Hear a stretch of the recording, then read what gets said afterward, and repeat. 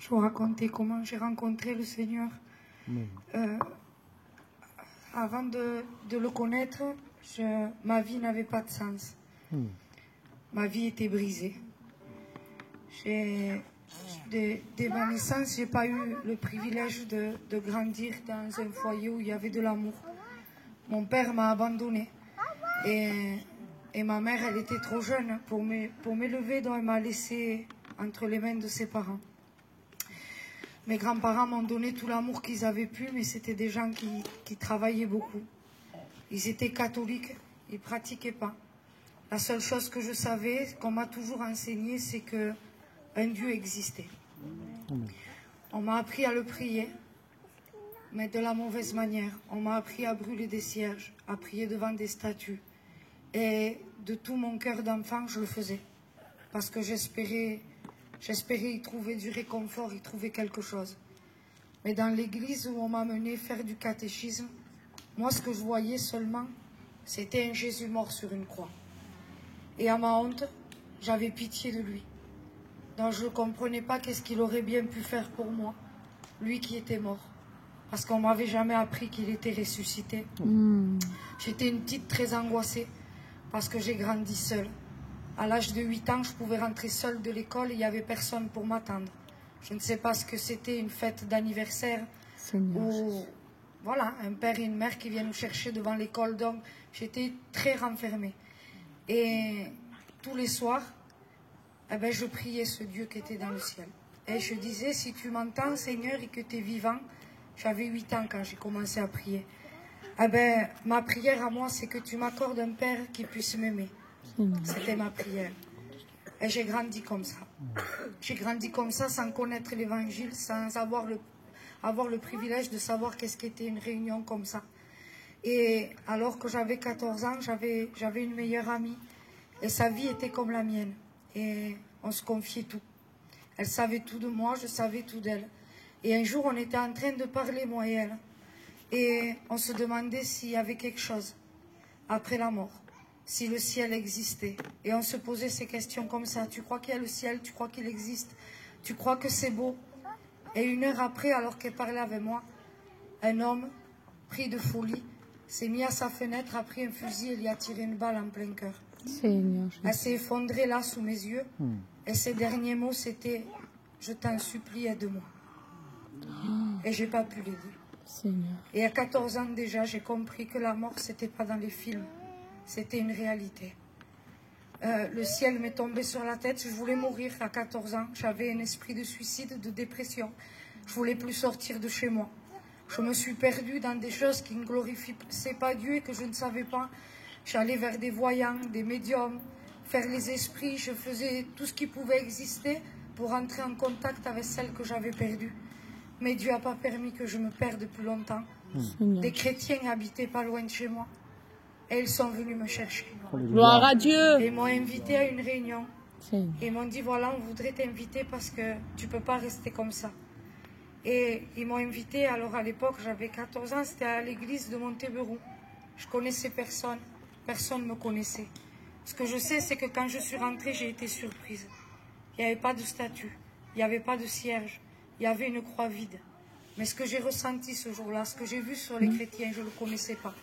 Et je savais qu'en eux, il y avait la vie que moi, je n'avais pas. Et quand j'ai écouté le message de l'évangile pour la première fois, le pasteur, il s'est mis à prêcher et on était 150 dans la salle. Et il dit, le Seigneur parle à mon cœur, il me dit qu'il y a une personne dans ce lieu.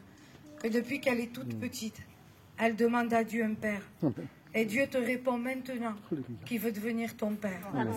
J'ai été bouleversée et j'ai plus jamais douté que la vérité, c'était là. Je savais qu'il était la solution. Je savais que l'évangile, c'était la vérité. Je savais qu'il était mort pour mes péchés. Mais ce n'est pas pour autant que j'ai saisi la solution. Je suis restée 3 ans dans les réunions. 3 ans en aimant ce Seigneur qui devenait mon sauveur. Celui qui consolait mes angoisses. Celui qui ôtait ma peine. Mais ce Seigneur, maître, je le refusais. J'avais de la haine qui envahissait mon cœur parce que quand j'étais enfant, on m'a fait beaucoup de mal et je refusais de pardonner. Alors, voilà, je trouvais la paix le temps d'une réunion Parce que quand on ne donne pas son cœur entièrement à Dieu, ben, la paix, on ne la reçoit pas. La réunion me faisait du bien, j'en manquais aucune. Et quand je rentrais chez moi, l'angoisse était toujours là. Pourtant, je mettais en pratique certaines choses de la Bible. Je m'habillais comme les chrétiennes. Je mettais un foulard. Je lisais, je jeûnais. Mais la paix, je ne l'avais pas. Et si Jésus était venu, ben, j'étais perdue. Alors, j'ai essayé de trouver d'autres solutions parce que quand on ne veut pas fléchir et obéir à la volonté, on cherche des méthodes. Et j'ai cherché une méthode, j'ai dit, je vais me marier. Je vais fonder un foyer et je trouverai le bonheur que j'ai jamais eu. Et j'ai même demandé à Dieu son conseil. Et c'est lui qui m'a montré avec qui me marier. Mais une fois que j'ai eu mon foyer, j'ai arrêté les réunions. Et le chaos était là. Le chaos était là parce que mon foyer n'était pas ce que j'avais imaginé.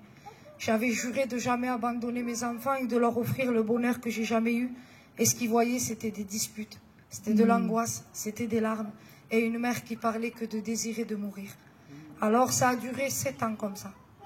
7 ans. 7 ans de dépression, 7 ans de toucher le fond, 7 ans de prier juste quand un malheur frappait ma maison et quand tout allait bien, j'oubliais. Mais un jour, j'ai touché vraiment le fond. Parce que le diable tournait autour de moi. Le diable était dans ma maison et le diable, il me disait toujours, meurs et tu trouveras enfin la paix parce que personne ne t'aime et personne ne t'aimera jamais. Mais je bénis Dieu que je connaissais la vérité.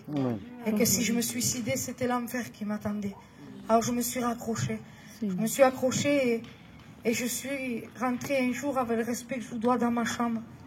Et à mon idée, c'était mon dernier jour. J'avais prévu de me suicider, j'avais des cachets dans la main. Mais avant de prendre ces cachets, je me suis jetée à genoux. Et j'ai crié. Alors des prières, j'en ai fait.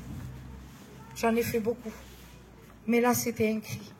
C'était pas une prière. C'est la première fois de ma vie que j'ai pas parlé à Dieu de mon mari alcoolique ou drogué qui me faisait souffrir. C'est la première fois que je parlais pas à Dieu de l'injustice de mon père ou de ma mère ou du deuil que j'avais pu endurer. Mais ce jour-là, j'ai dit, je t'en supplie, Seigneur, sauve-moi. Parce que ma vie sans toi, c'est un chaos. Et j'ai senti dans mon cœur, je ne peux pas vous l'expliquer, il faut le vivre, que ma prière avait été entendue, que ma prière avait touché les cieux. Alors je suis allée à une réunion qui était différente. Je me suis assise au fond de la salle. Ce jour-là, je n'avais même pas de foulard sur la tête. Et je m'étais mis tout au fond pour que personne ne me voie. Mais j'ai dit, Seigneur, je ne veux pas sortir comme je suis rentrée. Seigneur, j'ai jamais compris. Il parle qu'il faut se repentir. Et moi, je me voyais toujours comme une victime. Pour moi, j'avais fait aucun mal. Et je voulais que Dieu me convainque ce jour-là. Enfin, Seigneur, si j'ai péché. Seigneur éternel, si je suis une pécheresse, convainc-moi de mes péchés. Et le Saint-Esprit a visité mon cœur. Et il m'a dit, ma fille, ton plus grand des péchés, c'est que tu vis sans moi. Et ce jour-là, je lui ai demandé pardon, je m'en rappellerai toujours, à haute voix. Je n'ai pas regardé qui c'est qu'il y avait autour de moi. J'ai crié de tout mon être et j'ai dit, Seigneur, je te demande pardon et je te demande de prendre tout aujourd'hui. Prends ma haine qui ronge mon âme, prends mon péché, ma misère, mais prends ma vie en main. Et le Seigneur l'a fait. En cette réunion, quand j'en suis sortie, mon mari était toujours un alcoolique à cette période. J'avais ni père ni mère et mon père encore, il est mort l'année dernière sans jamais vouloir de moi. Mais j'étais sortie de ce lieu avec un père au cœur d'une mère qui avait rempli ma vie. Il a guéri les blessures de mon cœur. Il m'a donné la paix, il m'a donné la joie. Et enfin, il m'a appris à être une vraie mère. Parce que le bonheur que je pouvais offrir à mes enfants, c'était pas des richesses, c'était pas des cadeaux, c'était pas des fêtes d'anniversaire que j'avais pas eues, mais c'était le Seigneur. Amen.